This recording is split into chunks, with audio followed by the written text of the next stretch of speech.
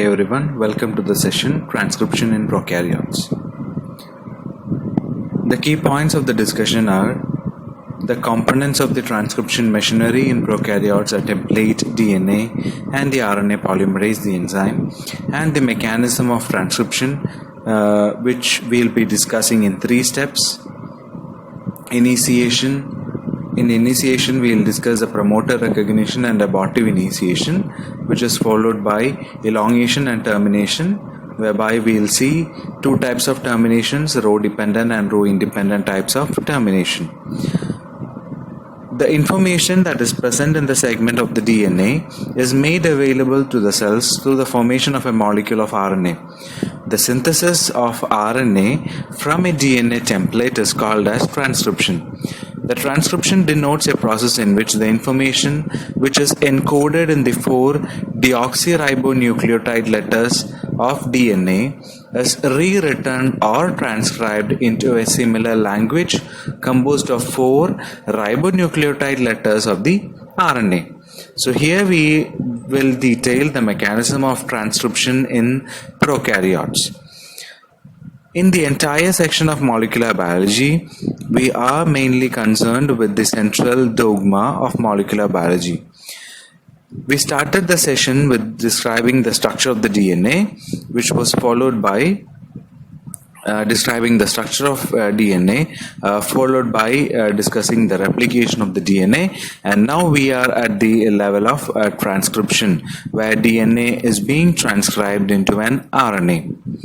And after that, in the next session, we will be seeing how the messages in an RNA is translated into a protein, where we'll see the process of translation. So here in central dogma, an important step is missing in this particular diagram, that is a reverse of normal central dogma of molecular biology, and that is the reverse of transcription. At certain times or in certain cases, an RNA is converted to a DNA strand, and this process is called as reverse transcription, which is mediated by the enzyme called as reverse transcriptase. So here in this particular discussion of transcription, we will be discussing the transcription of an mRNA from a gene or a DNA. So transcription is a process, is a general process whereby a DNA produces an RNA. Generally, there are 3 types of RNA in a cell. They are the mRNA, the rRNA, and the tRNA. The rRNA, which is the ribosomal RNA, and the tRNA, which is the transfer RNA. These two RNA molecules, they provide these 2 RNA molecules, which are that is our rRNA and the tRNA. They function as rather than informational capacity. These rRNAs and tRNAs, they provide structural support and also they catalyze chemical reaction in which amino acids are covalently linked to one another, which we'll see in the next session, which is translation. So rRNAs and tRNA, rather they provide structural support, or they act as enzymes, but our mRNA, which we will be discussing in this particular session, they function as informational carriers from DNA into which will be converted into a protein. So mRNA are informational carriers, whereas rRNA and tRNAs, they are mainly structural. They are mainly concerned with structural support, and also they are having enzymatic action. So coming to our discussion of transcription in prokaryotes, we'll begin our discussion with the components of the transcriptional machinery in prokaryotes. So we'll start with the template DNA. The template DNA is also known by another terms. They are also called as antisense strand or the non-coding strand. So we'll discuss these terms and then move on to our main discussion.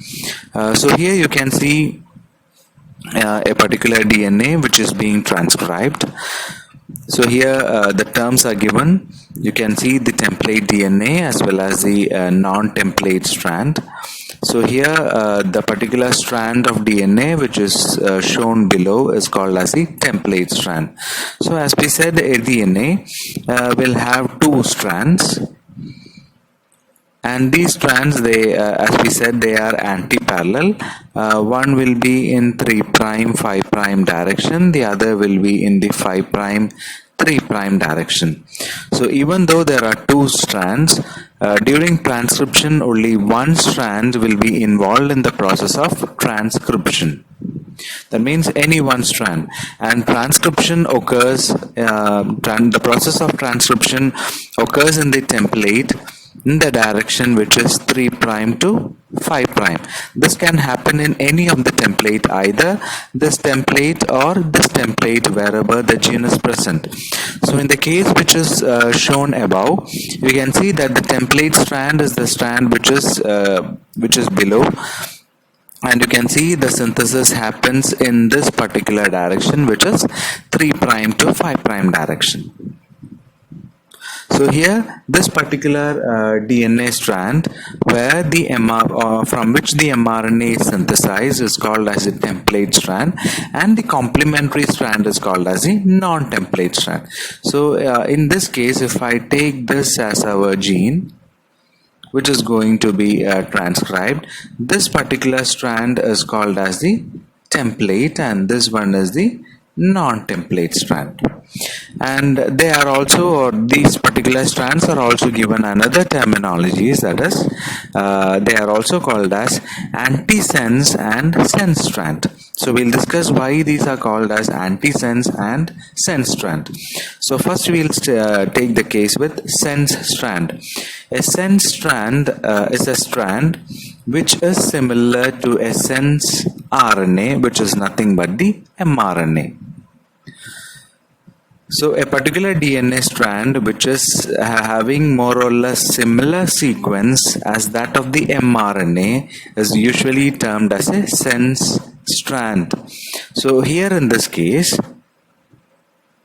when a particular gene is being transcribed, you get an mRNA, and this particular this particular blue one is our mRNA, and this particular mRNA will have a sequence which is complementary to this particular region or this particular strand.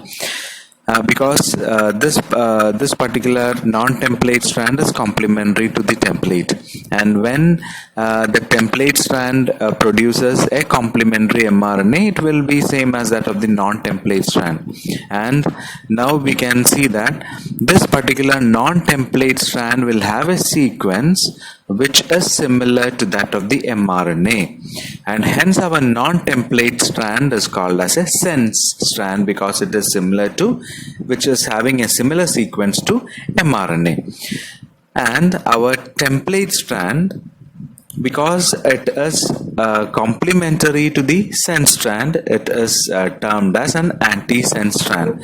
So an antisense strand of DNA is a complementary to the sense strand and is the one that will be acting as a template for mRNA synthesis. And another two terminologies are also used to define these two strands. They are coding strand and a non-coding strand.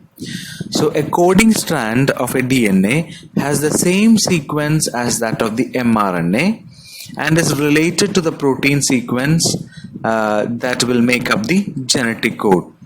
That means the strand which is having the same sequence as that of the mRNA, that is nothing but our non-template strand or our sense strand, is also called as the coding strand.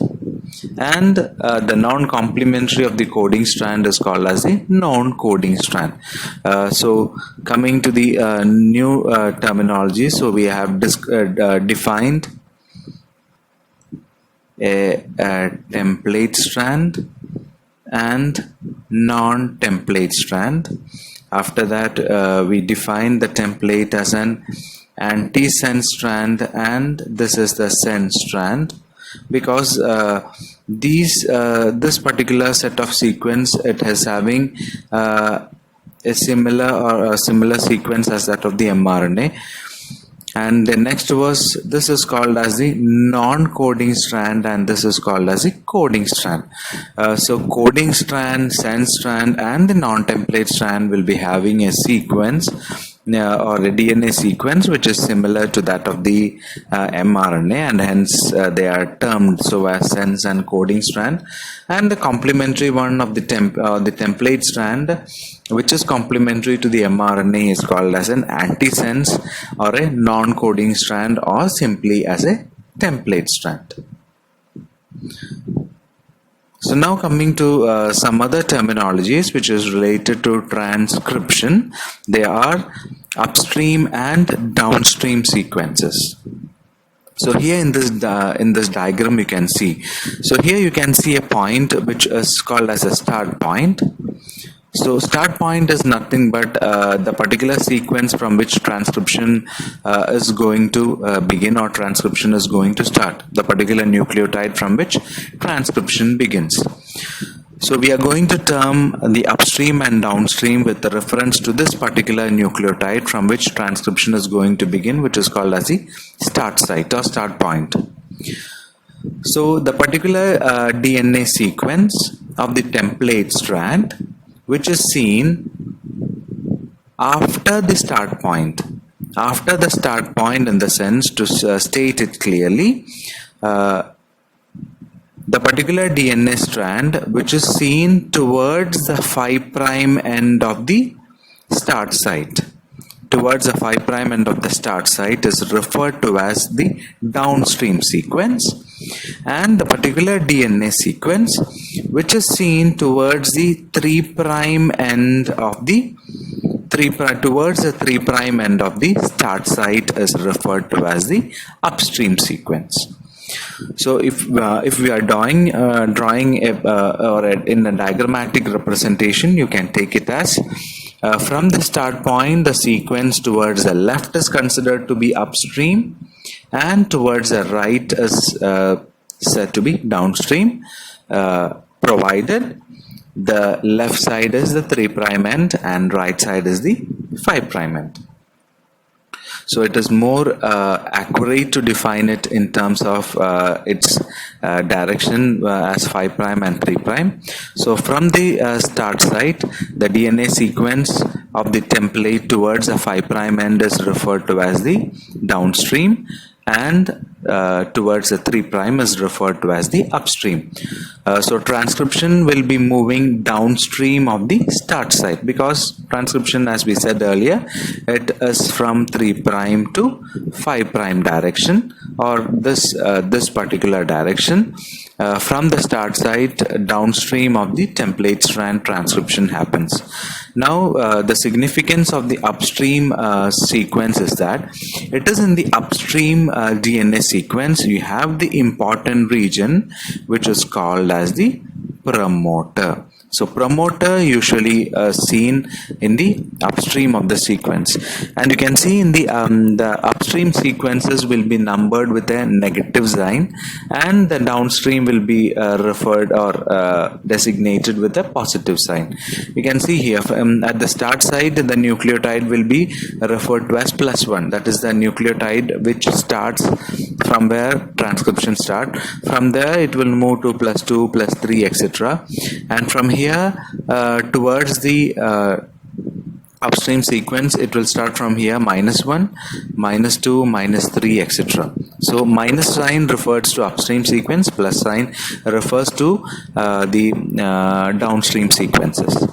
So in prokaryotes, the promoter sequences have two important points which is usually referred to as consensus sequences. Consensus sequence is nothing but this particular nucleotide sequence. For example, if a nucleotide sequence is having a particular sequence like this, if this particular sequence is seen throughout prokaryotes. In every prokaryotic organism, at this particular region of the promoter, if such a sequence is seen, if such a sequence is seen in every prokaryote, such a sequence is usually referred to as consensus sequences, which is seen throughout the phyla or throughout the prokaryotic or throughout the prokaryotes. Or such sequences are usually referred to as consensus sequences. And in prokaryotic promoters, there are two consensus sequences. The two consensus sequences are -10 sequence and -35 sequence. So these are the two consensus sequences of the promoter region that is seen in prokaryotes. -10 refers to its position from the start side, that is, it is 10 nucleotides upstream, the other one is 35 nucleotides upstream. That is why the numbers -10 and -35 stands for. So here this -35 is one of the consensus sequences and -10 is another one, and this -10 sequence is also known by another term. It is also called as a Pribnow box. That is the -10 sequence of -10 consensus sequence of the promoter of prokaryotes is also called as the Pribnow box. And the main function of the promoter is, it is at this promoter region the enzyme RNA polymerase comes and binds. If and only if RNA polymerase binds to the promoter, transcription happens, or transcription occurs from the particular starting point of transcription, or the entire gene will be, or the entire mRNA will be, or the entire gene will be correctly transcribed. So moving back to our discussion. So we discussed the template DNA, the upstream sequence, the promoter region, etc., and -35, -10, and the Pribnow box. Coming to the RNA polymerase is also called as a DNA-dependent RNA polymerase. So from the term itself, it is clear. This polymerase, it takes DNA as the substrate and it is synthesizing an RNA, and hence the enzyme is depending on DNA and producing an RNA. Hence it is called as a DNA dependent RNA polymerase. So this is a multi-subunit enzyme which is having, or the holo enzyme consists of a core polymerase and a sigma factor. The polymerase consists of 4 subunits, 2 alpha subunit, a beta subunit and a beta dash subunit. The core polymerase or the core enzyme is having 3 enzymatic or 3 catalytic sites.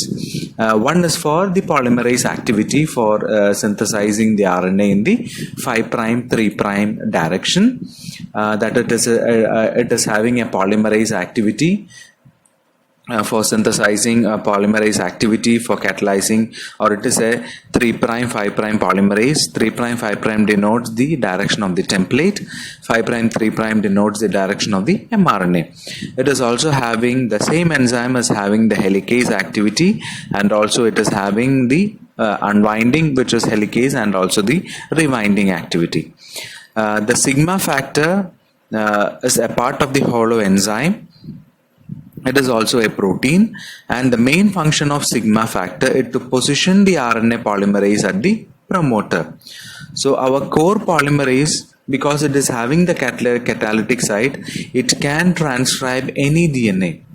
That means if sigma factor is lacking, it will transcribe any part of the DNA, but it will not be a functional product, or a functional mRNA, or a functional rRNA, or a tRNA will not be produced. To transcribe a particular gene, if a gene is to be transcribed perfectly, the sigma factor is required, because only along with the sigma factor, the core polymerase will be placed at the promoter region. After the process of initiation, the sigma factor leaves the polymerase, and the rest of the polymerization of RNA is done by only the core polymerase. So coming to the mechanism of transcription, as we said earlier, there are 3 steps. initiation, elongation and termination. So first we are moving on with the initiation step. So initiation is nothing but, the process of initiation is nothing but the binding of our holoenzyme to the promoter region. When the promoter binds, because when the sigma factor is sigma factor, when the core is associated with the sigma, it correctly places the polymerase to the promoter region, and the promoter, it starts unwinding the DNA, unwinding the DNA. So it causes localized unwinding of the template by the polymerase, and you can see a bubble like structure is produced in the DNA, which is shown in the figure. And in the DNA, that purple is the RNA polymerase. The bubble, I mean, you can see in the DNA, the DNA is being unwound, and that represents a bubble, and that's why it is called as a transcription bubble. And after the process, the polymerization of the ribonucleotides, which is complementary to the template strand, begins.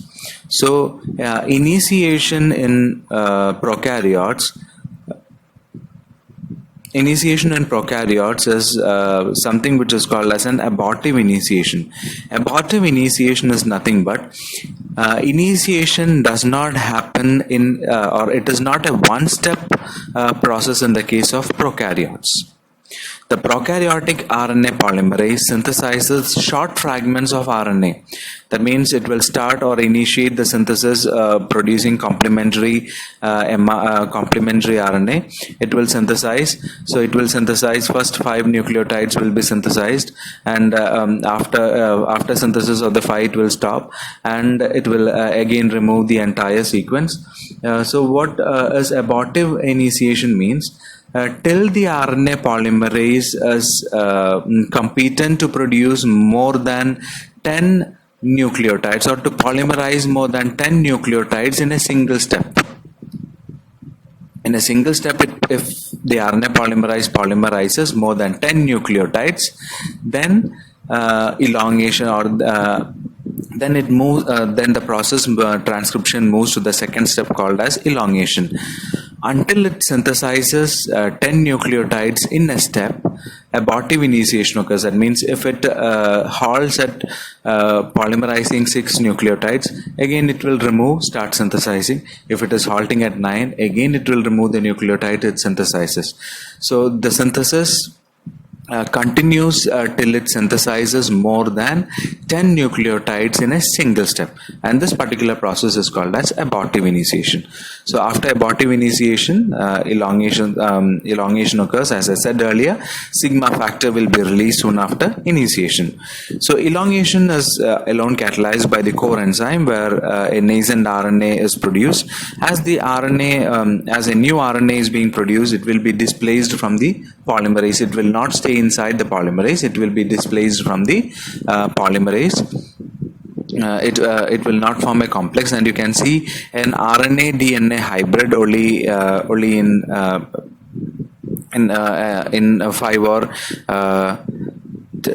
6 nucleotides. You can see an RNA DNA duplex can be seen. The other region of the RNA will be out of the polymerase.